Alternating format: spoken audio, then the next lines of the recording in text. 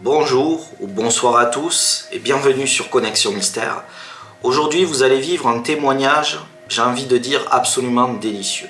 Je réalise la chance que j'ai eue en ayant Craig comme intervenant sur la chaîne, car cette personne respire l'honnêteté, la sincérité, et vous allez le voir quand il va parler de ses différentes observations qui sont absolument terrifiantes. Mais vous allez aussi pouvoir apercevoir ce recul qu'il a sur ce phénomène, sur ce sujet du dogman, comme ils aiment l'appeler là-bas. Et par la même occasion, et ça c'est une grande chance, on va en apprendre plus sur les origines mêmes du phénomène. Aussi comprendre que finalement les Amérindiens auront toujours eu un temps d'avance sur la compréhension, cet équilibre naturel, cette relation qu'ils ont avec la nature, qui pousse au respect. Vous allez voir comment les anciens, comme il aime les appeler, se transmettent les informations sur le sujet du dogman de génération en génération, bien avant que les colons arrivent sur le continent américain.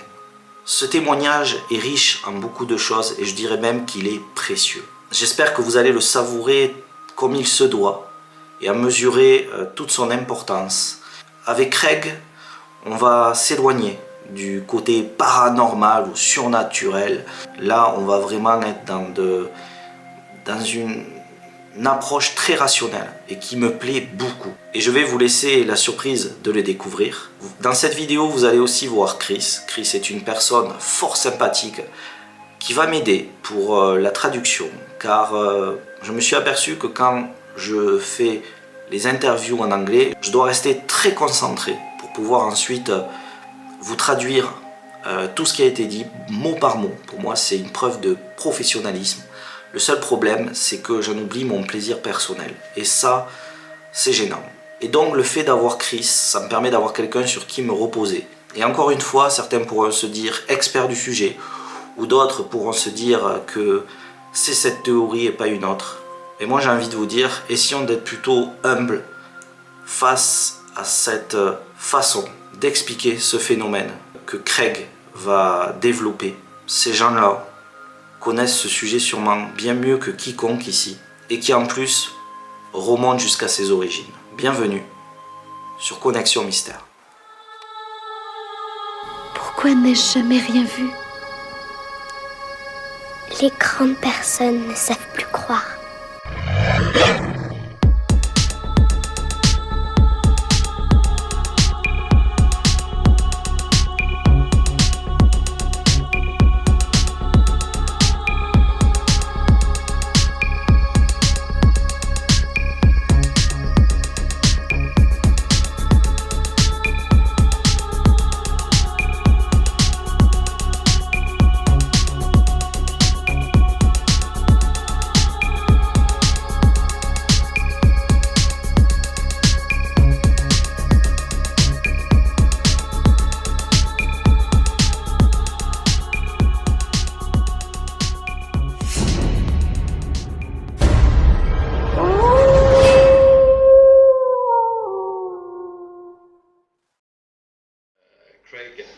Craig disait qu'il était originaire du Nord Dakota.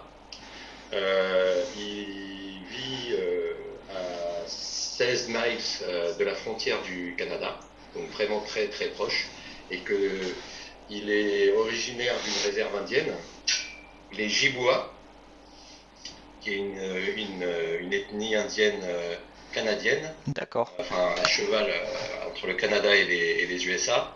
Et que dans sa région, il y a beaucoup de réserves naturelles avec des élans, des bisons, et ce sont des réserves naturelles animalières. Craig, I would like to know, I'm French witness about a black massive, look like werewolf here in France. So I'm so happy to be here because it's very important for me to try to connect different businesses all around the world, US, Canada, South of America and France, for maybe have a big evolution on this topic in the future. Donc, en fait, je pose la question à, voilà, en fait, j'expliquais à Craig que mon but était d'essayer de faire connecter les différents témoignages à travers le monde et que cela pourrait faire évoluer le sujet du loup-garou. Voilà. So, Craig, I have already pushed to record this video, this interview. So you have introduced yourself. Now my first question is this encounter you have lived. It was a long time. 2003. Okay. And I was working as a maintenance man in a resort at one of our local 𝐊𝐴𝐍𝐿𝐴 State Parks, it's called. It's a state park where we go for picnics and the kids get to swim and nice beach and area. It's beautiful there. And it's where everybody goes for 4th of July to watch the fireworks. Ah, yeah, okay. So it's a big deal and there's going to be a lot of people there. Yeah. And the day before my encounter, it was July 3rd. So I knew there was going to be a lot of people there. Okay. Craig travaille dans un parc pédagogique. It's a beautiful state park here, almost by Canada as well. All right. And there's a plentiful deer there that just stay in the park because there's no firearms allowed around this whole area. So as I was entering the park that morning to go to work in my car, there's a long lake drive that goes all the way around the lake.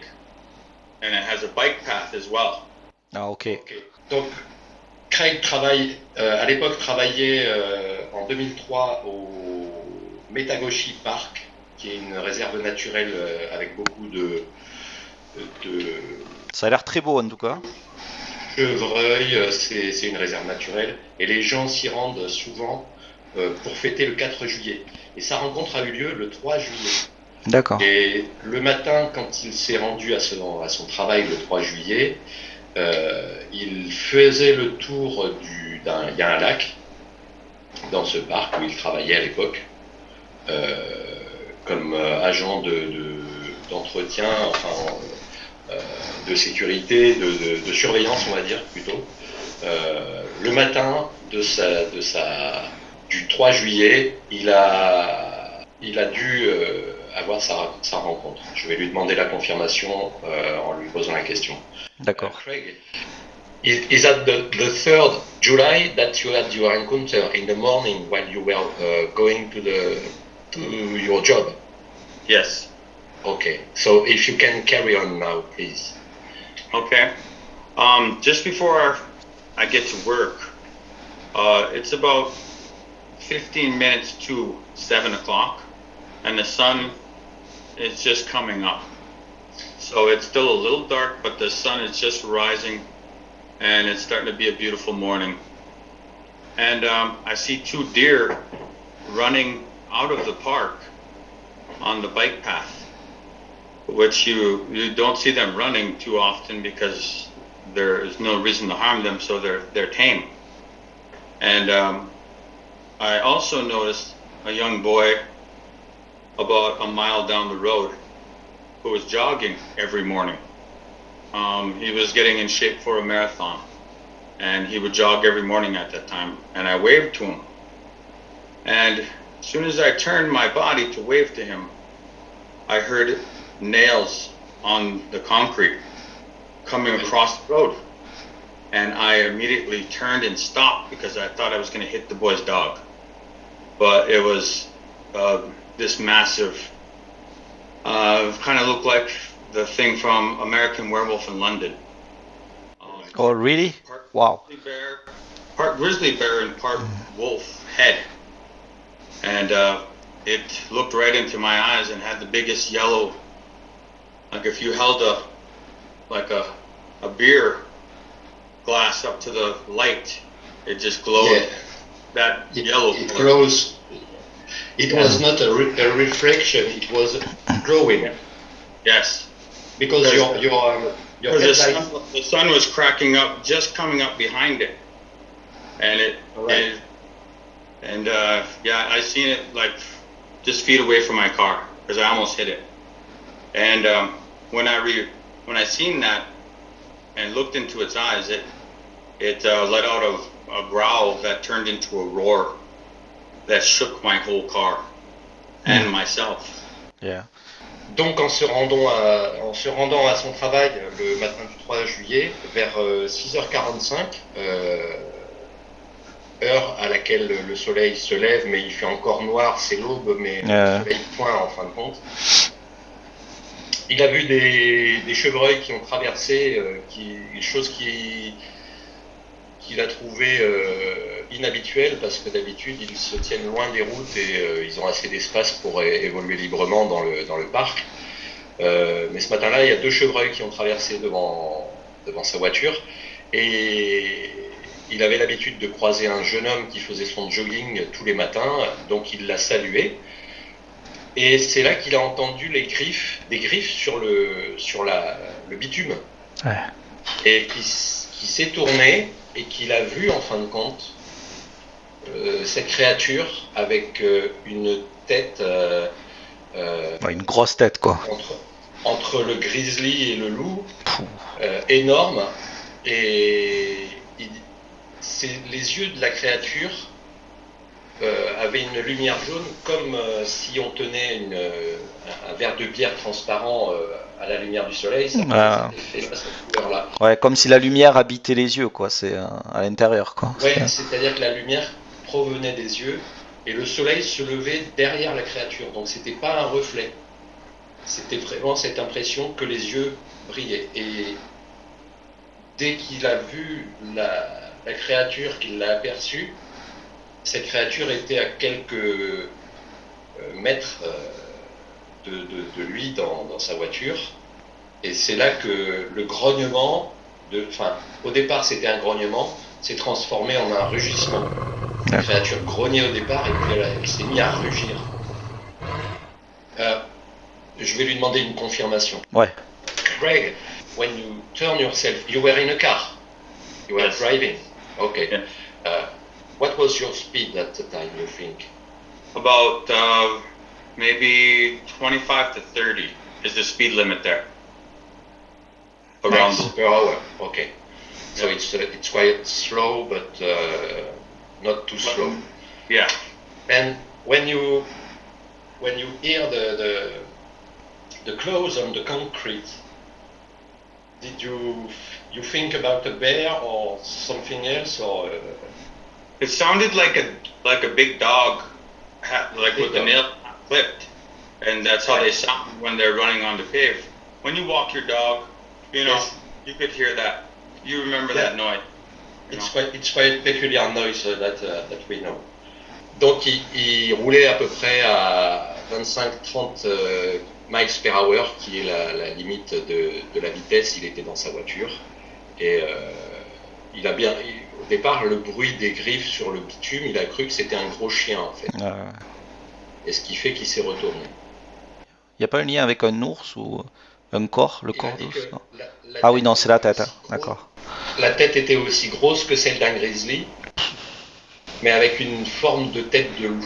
T'imagines avec le soleil et tout qui prend, là, cette vision, ça doit être assez... So, Craig, you were in your car, you turn aside and you see this creature with these yellow glowing eyes and the sun behind him. Mm-hmm. Is that correct? That's correct.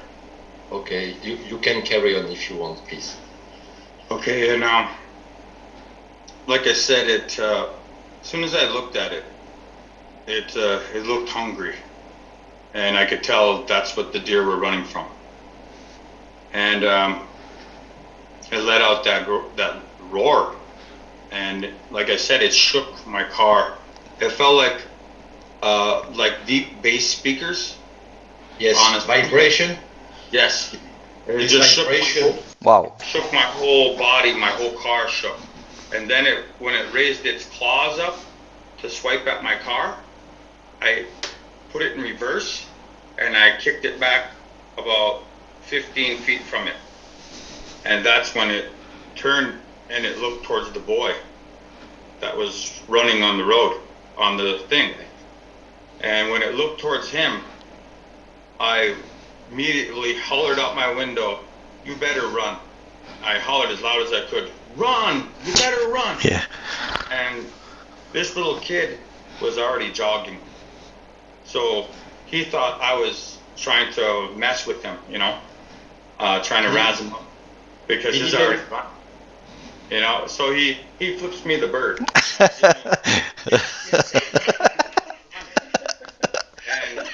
And Everything is okay. One moment. Moi j'ai compris, mais. Such a crazy situation. Yeah. You were the creature. You identify this creature as a dogman. He was on 2 feet or on four legs. 4. He was on 4, but very high. How high you estimate it? I'd say the back part of its hair that was sticking up was probably higher than my little car. I have a little Chevy Cavalier, so. Oh yeah, it was bigger than my car. My car would have got demolished by it. C'est un monstre. Like bigger It had than a timber. silver back. I remember it having a silver back on it, and the rest of it was all black. All black with a silver back. Yes. Lines. Yeah. Like a line from its head, top of its head, all the way down its back. Ah, tu vois, il avait une ligne blanche derrière, ouais, grisâtre. Ah, c'est incroyable. Hein. Donc Craig a en fin de compte perturbé la créature qui était à 4 pattes et qui dépassait en taille à 4 pattes, dépassait la taille de sa petite voiture qui est une Chevrolet Cavalier. Ah, C'est une voiture comme les autres en France. C'est déjà énorme. Mais bon, déjà, rien que le dos, la taille c'est plus d'1,50 m facilement. Et la créature lui a rugi dessus et dès que ça s'est passé, il a mis sa marche arrière et pour se distancier de la créature d'à peu près 15 pieds, un pied c'est un peu plus de 30 cm, donc on va dire d'au moins 5 mètres. Et il a averti le jeune coureur, le jogger, en lui disant « Cours !» Ouais. Il a fait un fuck. Mais le jogger a pas compris et il lui a mis ouais, il a fait un fuck un quoi. signe très impoli. Ouais. Donc maintenant ce que je vais demander à Craig c'est puisqu'apparemment dans la situation totalement incroyable, le jogger a pas dû voir Mais oui. Craig, the jogger didn't realize and haven't seen this creature, this dogman. No. That's why he gave you this sign. So it was crazy. Yeah. So what happened at this moment when you were trying to warn this young guy jogging? As soon as I yelled as loud as I could, it looked back at me like I ruined its meal and dipped into the brush, which was right next to the bike path. And it must have cut off for those deer because those deer were following the bike path.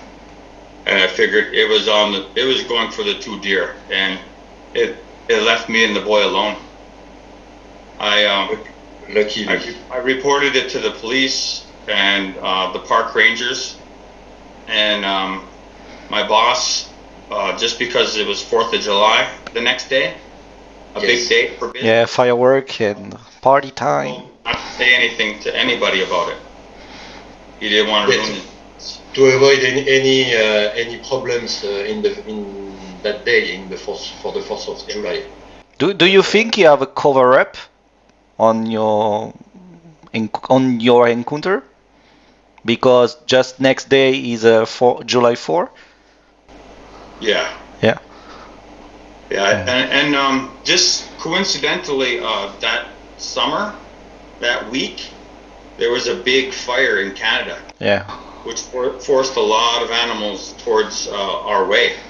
You know, no place for them to go. Mm. And lately, with all these windmills going up, these hydro farms everywhere, there's no place for them the dogmen to hunt. Yeah, yeah. Now they're coming to our town. Mm. So you think they get refuge in your on your side of the limits? I mean, in your park, and Yes. that's why you get these encounters. Yes, because we're surrounded by wildlife refuge areas. Right. Okay. Moi, j'ai posé la question s'il y avait eu un cover-up, donc parce que d'après ce qu'il a dit, tu me dis si c'est ça, Chris. Il en a parlé à la police, à son boss, à son patron, au park ranger, et il semble qu'il n'ait pas trop voulu parler de sa rencontre parce que ça aurait pu faire fuir les touristes le lendemain pour le 4 juillet et ça aurait pas fait bon écho, quoi, en gros. C'est pas une super affiche promotionnelle pour le lieu aussi, parce que c'est un lieu qui se visite, et donc savoir qu'il y a une créature qui rôde comme l'a décrit Craig, ça peut être un frein pour ces personnes en fait qui voudraient venir. Ouais, c'est à peu près ça. C'est ça. D'accord. Okay. C'est-à-dire que Craig en a parlé aux autorités, à son patron, et sachant que le lendemain c'était le 4 juillet, mais il précisait aussi qu'il y avait des incendies à l'époque, cette semaine-là, au Canada, et qu'en fin de compte ça a poussé toute la faune sauvage à se réfugier de leur côté de la frontière. D'accord. Et qu'il pense que c'est pour ça que les dogman, enfin ce dogman en tout cas, a atterri dans le parc, parce que c'était un endroit où, étant une réserve, où il pouvait être plus tranquille pour chasser. Et en fin de compte, ce qui s'est passé ce matin-là, c'est que Craig, en passant avec sa voiture, a coupé la chasse du dogman. C'est-à-dire que le dogman chassait ces deux chevreuils, et comme il arrivait en voiture au moment où le dogman il était en pleine chasse. Ouais. En gros, il s'est fait... il a rugi sur Craig et sa voiture parce que il lui a coupé la possibilité d'avoir son repas, quoi. Ouais. So, Craig, about this encounter, soon after the dogman get back on the deer tracks, have you seen it running on 2 legs, or it always stays on 4 legs? So far, every encounter I've had, I've only seen him on 4 legs. All right. Yeah, I've never seen them stand up. No. You had several encounters? Time they were running. Okay. They were chasing after deer usually. Right. Okay. And this past summer was the most I've ever seen any.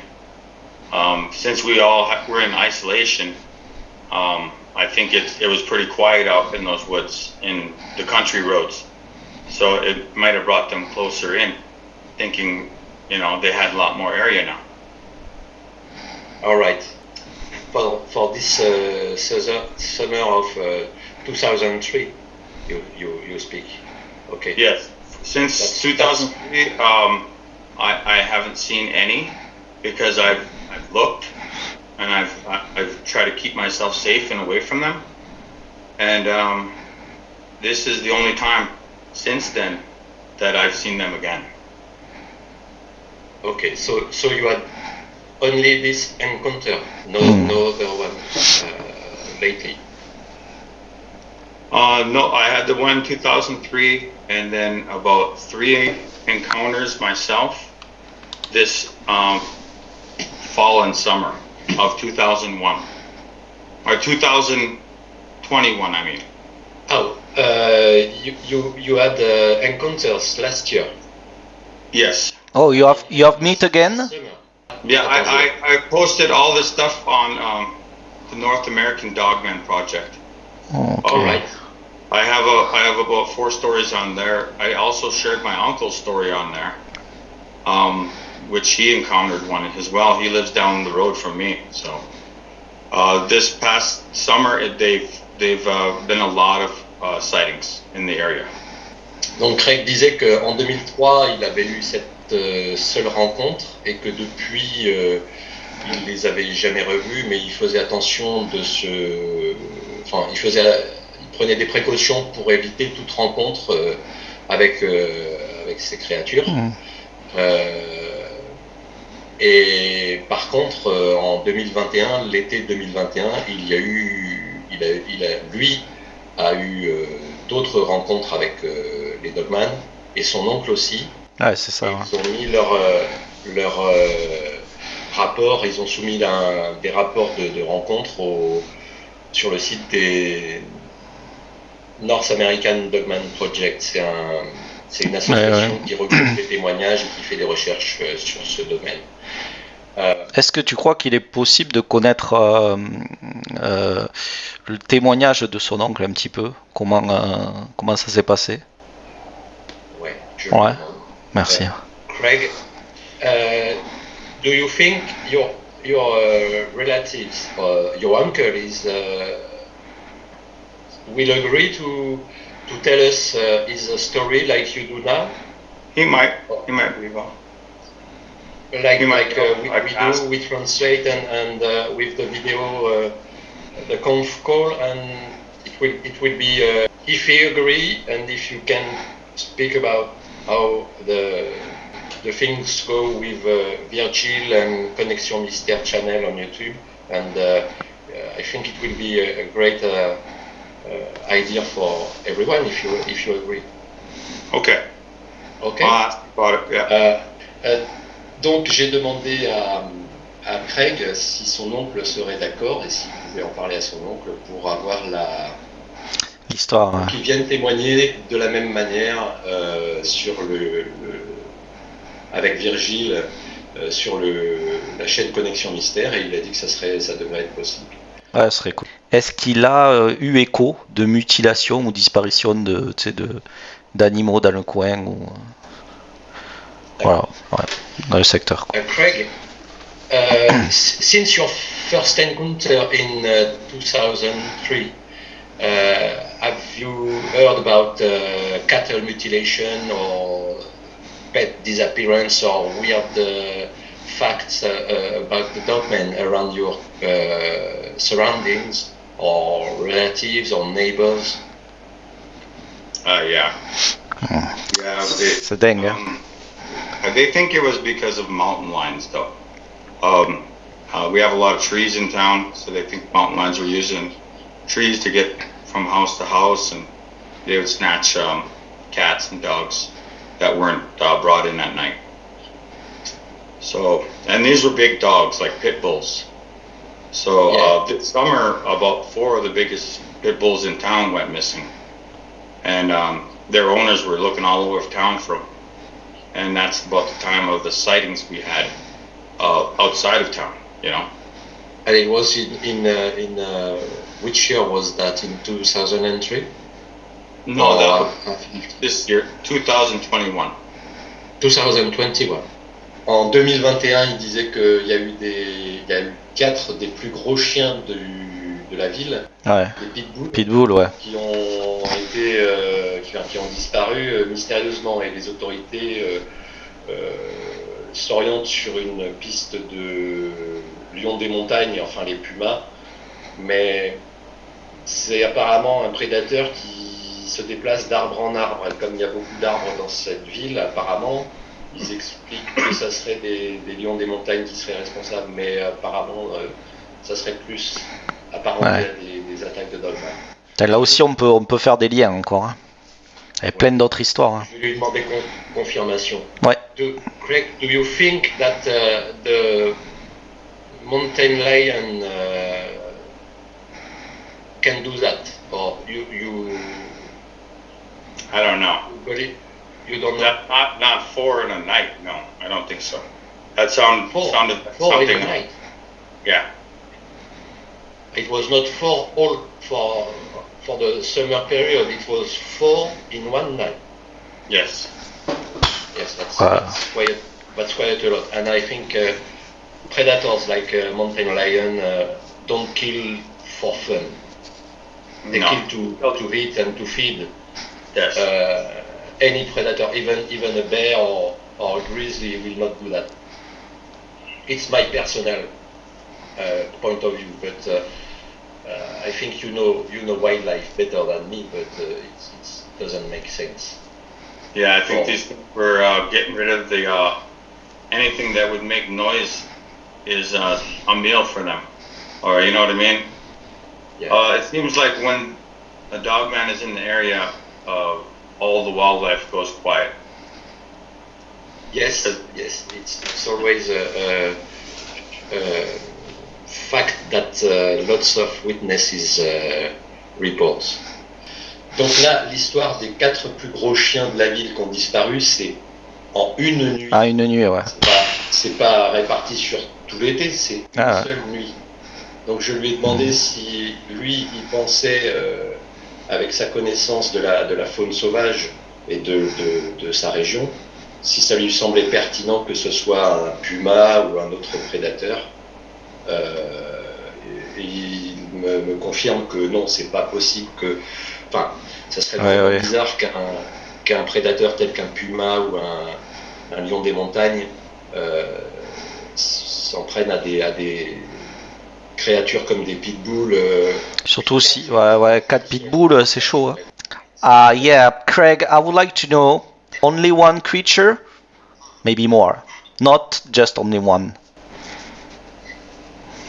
I think there's a whole civilization of them that live under the earth, along with Bigfoot. I think they have a lot of place to live underground. They have fresh water. They have a normal temperature 24 hours a day underground. I think they just need to come up to eat. Right. Yeah. Okay. Is there lots of caves in your area? Actually, there's a tunnel system that runs through the whole United States. Right. So I'm pretty sure they've been using those, or they've dug their own. If you think about it, these things are powerful, and if you watch the dog dig, it doesn't take them long to dig a hole. These things can dig day and night without getting tired. I'm pretty sure they have their own civilization underground, and the government keeps it quiet for a reason, because they're very dangerous animals. On en revient à cette histoire dans le Kentucky aussi, hein. Que voilà, ça serait caché un peu et qu'on ne voudrait pas trop en parler, soulever les questions sur ce sujet, quoi. Je te laisse traduire. Hein. Là, ce qu'il vient de confier, c'est que pour lui, par rapport à ta réponse, enfin à ta question, lui demandant s'il y en avait un seul ou plusieurs, il dit, il pense qu'il y a toute une civilisation qui utilise des réseaux de tunnels en sous-sol, puisque la température est constante et qu'ils sortent simplement pour chasser. Mais que lui, il appelle ça une civilisation. Craig, you qualify them as a civilization, like human tribes, or if I can compare to us, to human behavior, you tell the civilization, it's quite unusual kind of point of view, I mean. But I think you're right. I think you're right. It has to be proved, but there is so many people who see them here and there in United States, in Canada, and they get elusive like this. So your theory about them using the underground and digging their own tunnels is quite clever. Thank you for this. They've survived the weather. They've survived catastrophes. No, They survived everything because they live underground. They survived plagues. You know, Right. yeah, like you said, people say they vanish into thin air and they think they're magical, but they just disappear underground. You know, in their own little rabbit holes. j'aime bien cette théorie. Ça, c'est vraiment intéressant.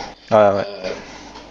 Ce que je disais à Craig, c'est qu'il les qualifie de civilisation au vu du fait qu'ils utiliseraient des tunnels souterrains et qu'ils vivraient sous terre comme des tribus humaines, entre guillemets, et que on les voit à un endroit et puis ils disparaissent comme ça, C'est ça, ouais. sans qu'on puisse comprendre pourquoi et qu'on les compare en plus à presque des... Ouais, de la magie, quoi. Des fantômes. À un moment, ils sont là et l'instant d'après, ils ont disparu. Donc la théorie d'aller sous terre pour se cacher et seulement, comme le Craig l'a très justement dit, est vraiment très intéressant. Ouais, je trouve aussi, ouais. Parce que ça fait référence au fait que souvent on dit ouais mais il a disparu d'un coup, machin là. Et c'est vrai que cette idée de passer par des tunnels souterrains, en sachant que si en plus il voit très bien la nuit, c'est tout bénef quoi. Voilà, et ce que Craig a ajouté, Et ça, et je sais pas si t'es d'accord avec moi Chris, mais d'un côté ça rationalise la chose. On n'est plus dans un truc un peu surnaturel, tu vois ce que je veux dire? Voilà, disons que ça apporte. Personnellement, j'avais jamais envisagé cette hypothèse, mais elle tient vraiment la route et ça expliquerait pas mal de choses. Et ce que Craig disait en plus pour appuyer cette théorie, c'est que ils ont survécu aux maladies, enfin du genre peste, au cataclysme, au froid, pas mal de choses sur la durée. Donc là, ce que je vais demander à Craig, c'est si par rapport au point de vue des tribus indiennes humaines locales, il a entendu des théories ou des légendes. Bah, super, c'est une très très bonne idée. Aux Américains, enfin aux Amérindiens, aux tribus natives américaines, enfin indiennes. Ouais. Craig, you live in an area that there is Native American tribes, the Ojibwa. Yeah. Are you Native American blood or? Yes. Or you? Yes. Okay. So maybe you can give us some answer about that. In your tribe culture. About the Native Americans and this creature, I think that there is legends speaking about them, about the dogman and the Bigfoot and other creatures that are quite qualified as paranormal, such as other things that. Can you give us your point of view about that, or what is told in your culture, because it's very interesting for us to have this roots of this point of view of the Native Americans before, if it's possible, before European people arrive, and if you know it. Okay. As far as I know, they've called them Rougarou. Rougarou. Yes. And they've described them the same as we have, as dogmen. And the only thing they would say is they come out at night and they only look for evil people that are out at night. It was kind of a way to keep kids in at night, like a scary story.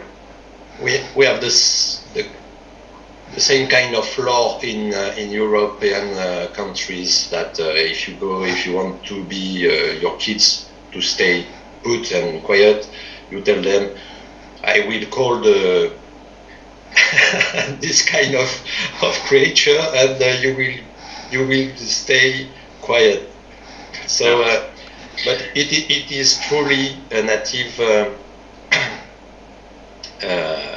Native American, Native Indian. I mean, what is the name of the tribe you are from? Chippewa? Turtle Mountain Banded Chippewa Indian. Chippewa. Yeah. All right. And it's in your the roots of your Indian Chippewa tribe that these stories and legends are told from older to younger and passed from family to family, and it's quite interesting. But only to get this fact is only to get about the bad people. I mean, if there is someone which is behaving, an adult man like me, you, or whoever, who is behaving badly, like is killing or is not respecting anything, they will come and get him. Yeah. Only him. Like if you behave good, you don't have much to. Well, behave good and come in when it's dark. Right. Okay. Come in when it's dark. Whatever is your nature. Donc, ce que Craig disait, c'est qu'il est de sang Chippewa, indien, et dans ses souvenirs, il y a toujours eu ces histoires de dogman notamment, qui venaient en fait s'occuper des personnes qui étaient malsaines avec un comportement de mauvaises personnes. Ou quoi que ce soit. Mais même que ça soit bon, des gens bien intentionnés ou qui se comportaient correctement en règle générale ou pas, la nuit, tout le monde rentre. Ouais. C'était le meilleur conseil qu'on donnait à tout le monde, c'est la nuit, personne dehors. Il ne faut pas rester dehors la nuit, parce que sinon c'est le moment où les dogman, entre autres, sortent et... Ouais, ils rentrent en scène, quoi. Craig, if we got back to your about the dogman facts recently happened, do you have some relatives, neighbors, or even people from your tribe who had encounters lately? Yeah, my uncle and my best friend who was with me the night this summer that we were surrounded by them. Okay, surrounded by them. Yeah. It's quite frightening. Yeah, we were driving about 55 miles an hour too, and there was a deer that started running in the front of our car, in the headlights, and we were like, oh, it's keeping up with us, We were just watching it, and as soon as a light from inside the car caught this thing's eye, I looked over while it was running on the side of our car at me, and then I looked to his side, and there was one on his side running on the side of the car as well. And I told him to stop. As soon as he stopped, they moved into position where they were facing us on each side of the ditch. And I don't know what happened to the deer. The deer kept running. But I told him to hit his brights. And when he did, that's when we seen their bodies about this far. And they were pretty high. Pretty high. They were big. And black. All black. They moved away from the light right away and moved back. And he didn't believe what he was seeing, so he ran his car almost into one, but it got away. And when we got into the ditch where they surrounded the car. And that's when he got a look at what I've seen before. And he used his reverse camera to reverse back about a mile. He was so scared he wouldn't look up again. And I was looking towards the ditch so we wouldn't hit the ditch again.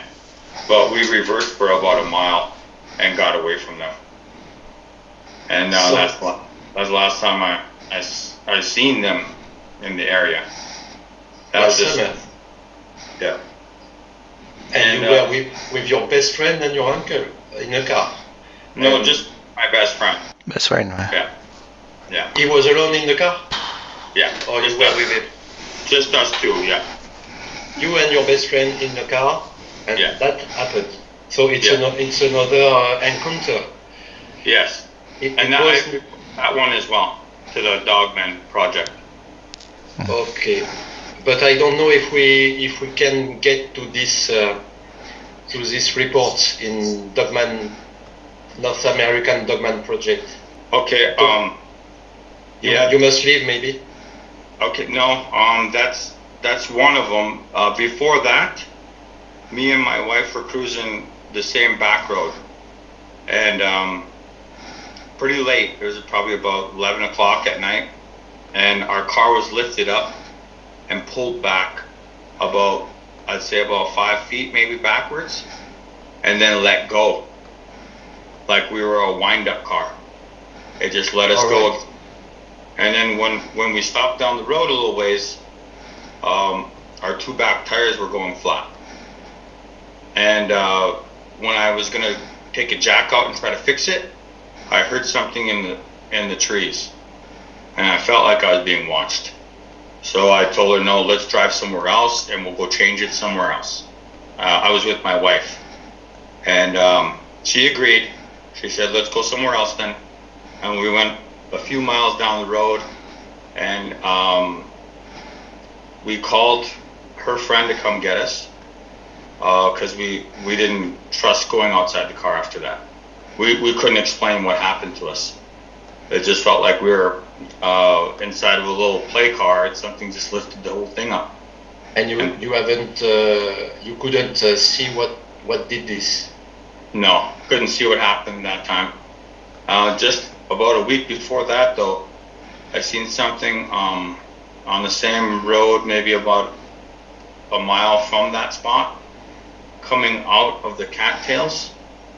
And as soon as I spotted its eyes, it seen me point at it. I told my wife, look at that, what's that? And as soon as I pointed at it, it went back into the dark parts of the cattails. And you identify it as a dogman? It had a human type body. I couldn't see the head very well, but it was all black with a human. I didn't see ears, so I couldn't identify it as a canine. Oh, and but a week before that, this is all this summer. Last year summer. Yeah, me and my wife spotted a large timber wolf type animal crossing the road in front of us as we were taking a picture of the lake that's near us. This thing came running in front of the car because I guess we scared off some geese that it was going to try to get. It was in the water, the geese. But we both looked at it, and it did not run like a regular dog or wolf. It ran on all fours of, I don't know, we couldn't explain what kind of it was. But it looked like a large wolf. It was looking like a timber wolf. Yeah. Yeah. But it wasn't running like a dog. Okay. And that time me and my wife both seen it in broad daylight. And I said that had been a dog, man. It was that big, and if it ran like a cat, but it wasn't a cat, like a big mountain lion, but it looked like a wolf. Did you make the difference between an arm and the front legs of a dog, or it was more like a arm, human arm? The front legs were longer. Yes. That's why I think it was running weird. And it had shoulder board, more than usual dog legs. Like. Yeah. So this made this creature more half human, half dog. Yeah. And gave him this peculiar type of running. That's what, no? I've never seen anything run like that, yeah. Okay. And all of these encounters are north of our buffalo park that we've had this morning. In North Africa, Buffalo Park. Population of buffalo are kept. Which is in the same area as you live, where you live. Yes. Okay. Là, il vient de confier deux autres rencontres. Donc lui et son meilleur ami, celle de son copain là. Pouah. Lui et son meilleur ami étaient dans une voiture et ils ont vu un chevreuil, un daim ou un chevreuil courir devant eux et ils étaient à 45 par heure, ce qui avoisine les 70 km/h, 75 km/h. Et ils se sont dit, il court vite, ce daim, il court bien vite, quoi. Ça les a un peu surpris. Et sur la route. Et à un moment donné, ils se sont aperçus que de chaque côté, donc Craig en avait un de son côté, son meilleur ami en avait un de son côté à lui. Donc il y avait deux dogman qui étaient sur les côtés de la voiture.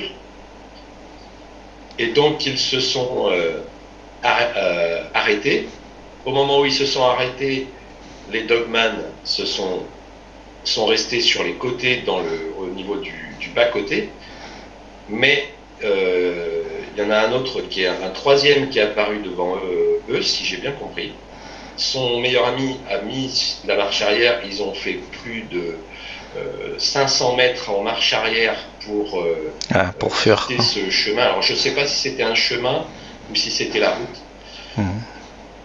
En marche arrière, et quand ils ont fait ça, les créatures, les dogmen ont disparu apparemment dans la nuit, puisque c'était apparemment la nuit. Je vais lui demander une confirmation. Et après ça, lui et sa femme étaient dans leur voiture et dans un chemin. Et l'arrière de sa voiture a été soulevé comme les petites voitures à ressort, tiré en arrière sur quelques mètres, et lâché. Les deux pneus arrière ont éclaté. Et ils se sont dit qu'ils devaient changer leur roue, mais il se sentait pas de sortir pour changer les roues. Ah ben non, faut pas sortir là. Il se sentait observé et il pensait, dans les arbres il y avait quelque chose qui devait les observer, ils étaient vraiment pas à l'aise, donc ils ont roulé avec les roues à plat et ils ont appelé leurs amis à l'aide pour se sortir de cette situation. Et ça, c'était l'an dernier. Ouais, c'est fou.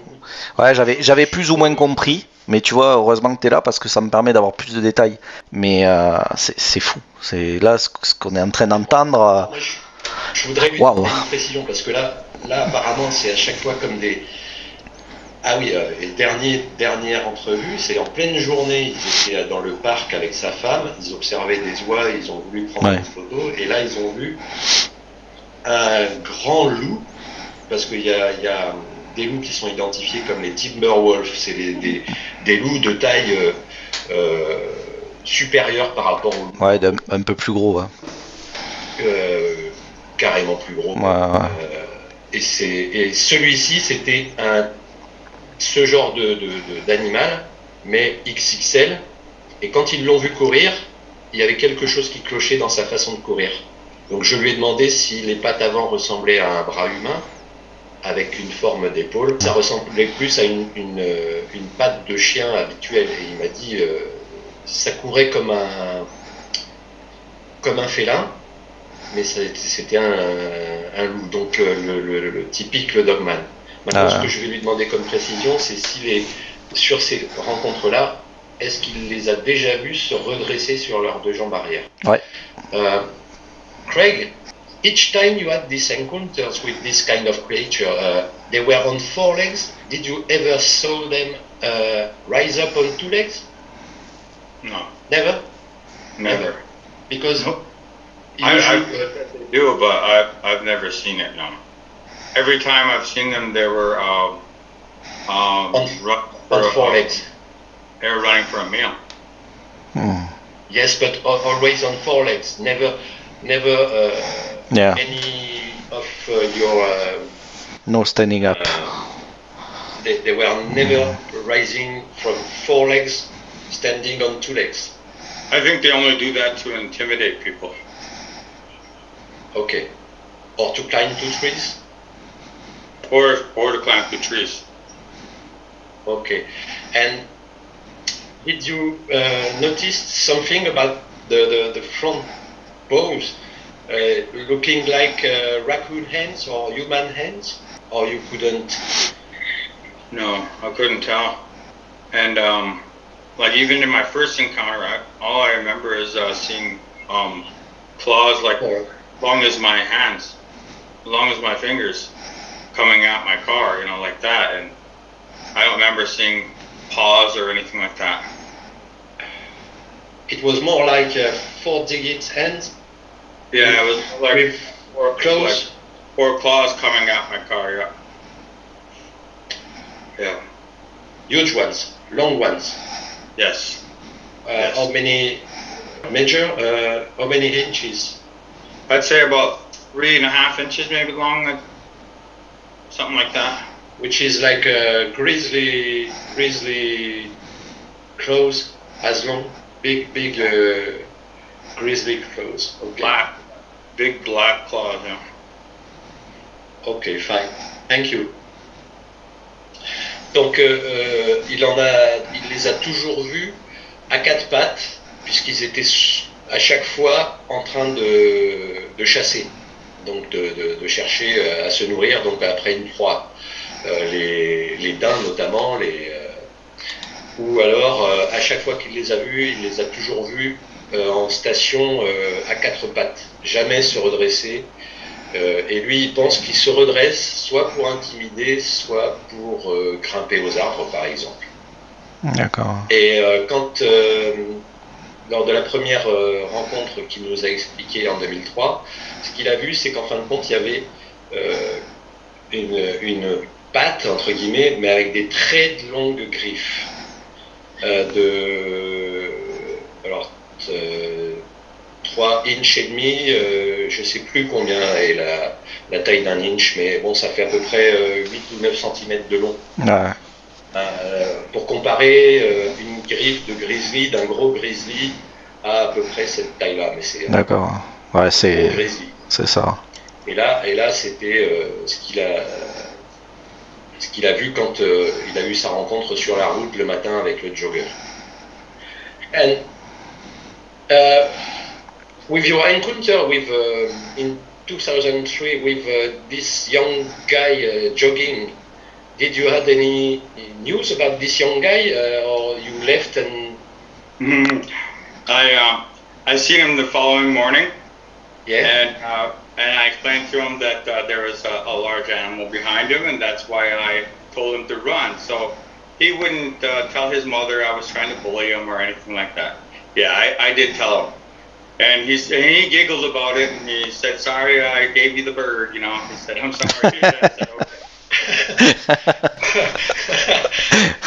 All right. He was still alive. So he was still. Then he died. He was still alive to apologize. It's a good. Yes. They're a very nice community there that live there, so Oh. I want to make sure I was in good standing there. Donc je lui demandais s'il avait revu ce jeune homme qui lui, lors de la première rencontre en 2003, s'il avait vu ce jeune homme qui lui avait fait ce signe mal poli. Et il l'a vu le lendemain matin. Il lui a expliqué qu'il y avait une grosse créature qui était derrière lui et que c'était pour ça qu'il lui avait dit de courir très vite. Alors le jeune homme lui a répondu: oui, j'ai compris et je m'excuse de vous avoir fait pareil, quoi. Ça, c'est bien. En blaguant, on disait que Heureusement, il a pu lui dire ça le lendemain, donc ça veut dire qu'il a survécu à cette rencontre. Eh oui, c'est ça. Il est en train de courir. Ah putain, c'est génial. Et dis-moi, Chris, j'aimerais lui poser la question. Sa tête, c'était toujours similaire à ce qu'il avait vu en 2003 quand il a revu plus tard. Est-ce que c'est la même face, les mêmes perspectives? Okay. Greg, from your encounter in 2003 and the one you had or what you heard about in 2021, it was always the same kind of head shape? Yeah. Always dog-like? And what about the ears? It was pointed long ears or like wolf or more round like a bear? Pointed, yeah. Pointed? Like a No. wolf. Like a wolf? Yes. Like a normal wolf or not longer than... I couldn't really tell because it's had its ears back and yeah, like... back hanging up, so I couldn't really tell. Maybe it made itself even look bigger. But you couldn't see clearly what size they were. The ears, no, I couldn't really tell. No, but pretty much fixated on the eyes. You know. And about the eyes, always the same glowing type of glowing things from inside. Pretty much, yeah. Because it seemed like they can see at night or something with them like that. Okay. Always like yellow, no other color like red or I don't know. No. Usually yellow. Yeah. Yeah, okay, fine. And the pupils were round. Yeah. Fine. Thank you. Donc la tête était toujours la même forme, une forme de tête de loup avec des oreilles pointues. Il ne peut pas préciser la taille des oreilles, si elles étaient très grandes ou pas. Et les yeux toujours jaunes avec pupilles rondes. Et cette espèce de faculté d'avoir la lumière qui sort des yeux, comme si elle venait de l'intérieur. Craig, I would like to know when I have saw this beast here in France. I remember black color, very hairy, and I remember also yellow eyes, very big muscle like a bodybuilder, very big muscle, and eating something like a human, like you eat sandwich or burger. So I'm really shocked to see this creature just front of me, like maybe 3 or 4 meter. Yeah, very crazy. So, and I would like to tell you thank you so much to our share this encounter and your testimonial with French people for Mystery Connection. And yeah, unlimited thank you, Craig. And I hope to see you again here on my channel for maybe if you have another story to tell us. So always time is a pleasure to receive you here. Thank you for having me.